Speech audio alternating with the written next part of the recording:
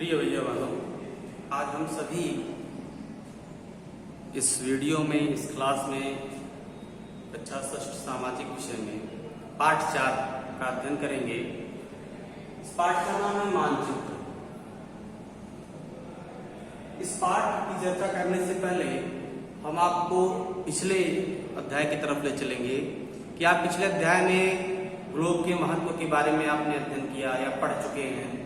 Globe में के अध्ययन की कौन कौन सी सीमाएं हैं उसके बारे में आप लोग अध्ययन कर चुके हैं कि जब पूरी पृथ्वी का अध्ययन करना चाहते हैं तब ग्लोब हमारे लिए काफी उपयोगी साबित होता है। लेकिन जब हम पृथ्वी के केवल एक भाग जैसे कि अपने देश या राज्य या जिलों, शहरों, गांवों के बारे में अध्ययन करना चाहते हैं तो यह हमारे लिए उतना उपयोगी साबित नहीं हो पाता है। ऐसी स्थिति में हम मानचित्रों का उपयोग करते हैं। ऐसी स्थिति में हम क्या करते हैं? मानचित्रों का उपयोग करते हैं और मानचित्र पृथ्वी की सतह या इसके एक भाग का पैमाने के माध्यम से चट्टी सतह पर खींचा जाता है। कैसे? हमने आपको बताया कि पृथ्वी का आकार ध्रुवों पर थोड़ा चौड़ा चट्टा और किनारों पर थोड़ा उभरा हुआ है। किनारों पर क्या है? थोड़ा उभरा हुआ है।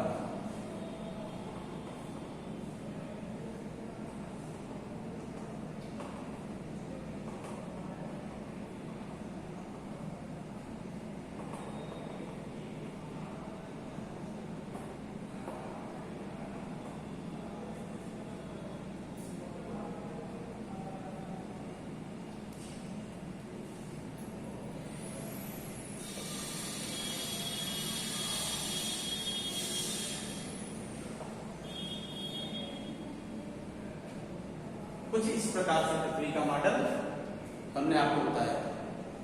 अब इस पे हमको कौन सा देश किस जगह पे स्थित है इसकी जानकारी के लिए हमने बताया कि इसमें कुछ काल्पनिक रेखाएं खींची गई हैं जिसको अक्षांशीय रेखा और देशांतरीय रेखा कहते हैं और इसके कुछ मानक हैं। इस प्रकार यह क्या है? एक चित्र है जिसके माध्यम से हम विभिन्न स्थानों की स्थितियों के बारे में जानकारी प्राप्त कर पा रहे हैं। अब ये कितने प्रकार की हो सकती है? यदि ये हम कहें कि यह चित्र हम कितने प्रकार से प्राप्त कर सकते हैं या हम इस मानचित्र पर कौन कौन सी चीजों का दर्पण कर सकते हैं या इस चित्र पर इसको बना सकते हैं, तो इसके विभिन्न प्रकार माने गए हैं। जैसे कि मानचित्र के विभिन्न प्रकारों में पहला जो मान आता है वो है भौतिक मानचित्र। पहला है भौतिक मानचित्र।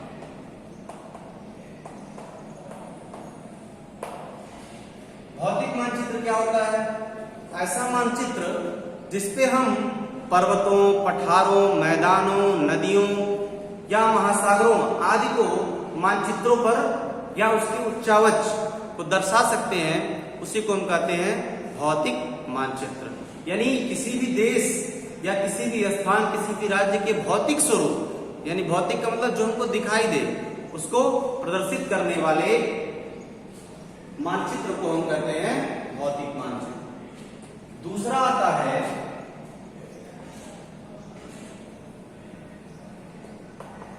जो दूसरे मानचित्र की हम लोग चर्चा करते हैं वह है राजनैतिक मानचित्र।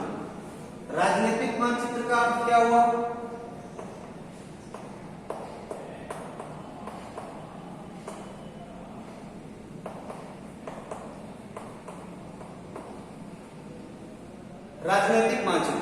राजनैतिक मानचित्र इसका अर्थ यह हुआ कि राज्यों, नगरों तथा गांवों या विश्व के राज्य, जैसे हम जिस देश में रहते हैं उसकी कुछ सीमाएं निर्धारित हैं या किसी भी देश की, जिसको एक देश कहा जाता है, उसकी क्या है?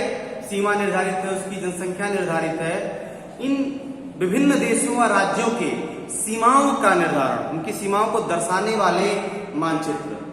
जैसे हम कहें कि इस पूरे विश्व में यदि भारत की स्थिति क्या है, कहाँ है, तो आप बताएंगे कि भारत की स्थिति किस गोलार्ध में है, तो उत्तरी गोलार्ध के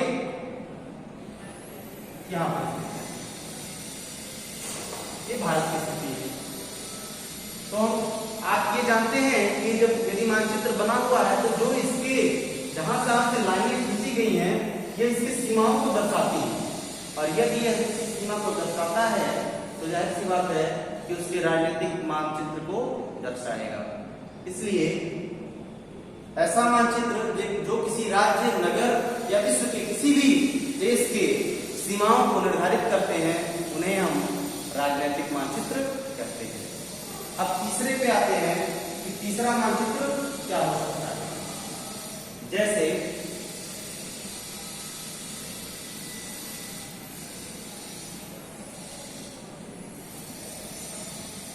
जब कभी भी बारिश बहुत तेज होती है तो बारिश तेज होने के साथ हमें ये महसूस होता है कि आज बहुत तेज हुई है, पानी बहुत ऊपर आ गया। तो हम इसकी गणना कैसे करते हैं, तो इसकी गणना हम सेंटीमीटर में करते हैं, और उस सेंटीमीटर को दर्शाना मानचित्र पर भी दर्शाना है। मानचित्र पर दर्शाने के लिए किस प्रकार के मानचित्र की आवश्यकता होगी, तो तीसरा जो प्रकार होगा वो थीमेटिक मानचित्र।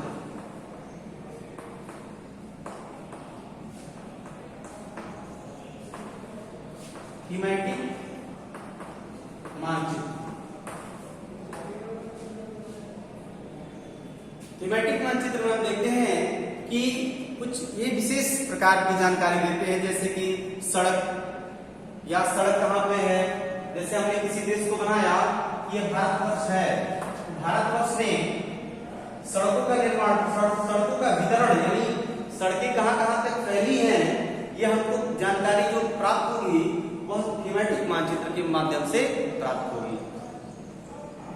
तो ये कुछ विशेष जानकारियां देता है, वर्षा के वितरण को, सड़कों पर या परिवहन के साधन को, वन या उद्योगों के वितरण को वाले जो मानचित्र होते हैं, यानी उद्योगों के वितरण, सड़कों के वितरण, परिवहन के वितरण को बताने वाले मानचित्र को हम कहते हैं थीमेटिक मानचित्र। अब इसके कुछ विशेष कारक भी होते हैं या विशेष घटक भी होते हैं कि जिसके आधार पर हम इन मानचित्रों को तैयार करते हैं, यानी ये घटक ना रहे तो मानचित्र तैयार नहीं हो पाएंगे। तो मानचित्र के घटक कौन कौन से हैं, तो मानचित्र के 3 घटक हैं। मानचित्र के 3 घटक हैं।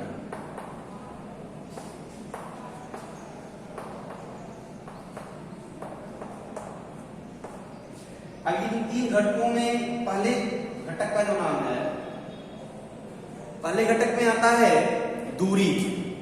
पहले घटक में आता है दूरी।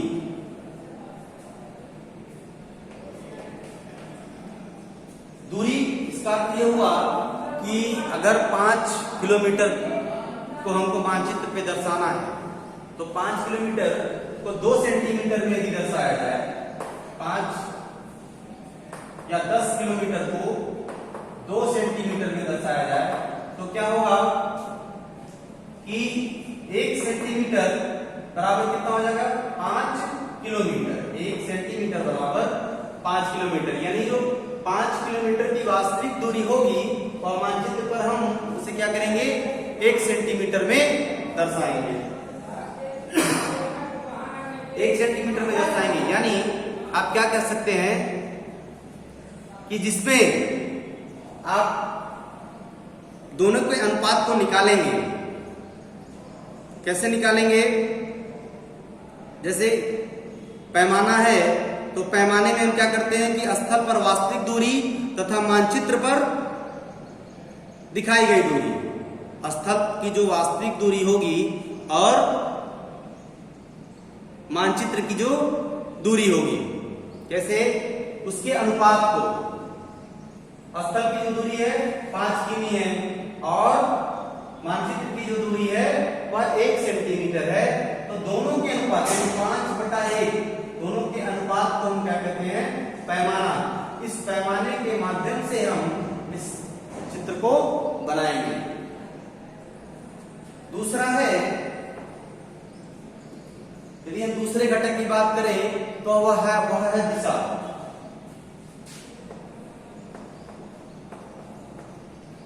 दिशा का अर्थ ये हुआ कि वह देश या वह स्थल किस दिशा की ओर है। जैसे हम कागज पे दर्शाते हैं तो ऊपर की जो दिशा होती है, पहले हमारे सर की तरफ जाने वाली जो दिशा होती है वो उत्तर की दिशा होती है, नीचे की जो दिशा होती है वो दक्षिण, और हमारे दाईं ओर की जो दिशा होती है वह पूरब होती है, और बाईं ओर की दिशा क्या होती है, पश्चिम।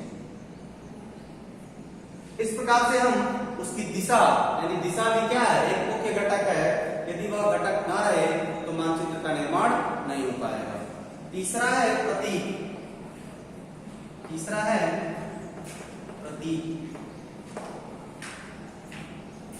प्रतीक का अर्थ यह हुआ कि हमको यदि विभिन्न स्थानों पर विभिन्न स्वरूपों को दर्शाना है तो उसके लिए विभिन्न प्रतीकों का होना आवश्यक है। जैसे कि यदि हमको ये बताना है कि भारतवर्ष में सड़क इतने किलोमीटर तक तमिलनाडु राज्य में फैली है, तो हम क्या करेंगे कि नीचे जो है एक प्रतीक चिन्ह बनाएंगे।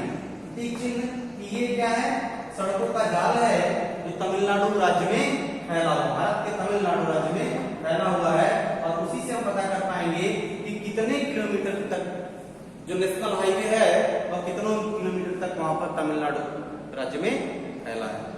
इस प्रकार से मानचित्र के 3 घटक, दूरी, दिशा और प्रतीक। और मानचित्र मुख्यतः कितने प्रकार के हो सकते हैं, एक भौतिक मानचित्र, एक राजनीतिक मानचित्र, एक थीमेटिक मानचित्र। इस प्रकार से और भी मानचित्र हो सकते हैं, लेकिन मुख्यतः यही मानचित्र होते हैं जिसके आधार पर हम मानचित्रों का निर्माण करते हैं। धन्यवाद। अगले की वीडियो में अगले टॉपिक की चर्चा होगी।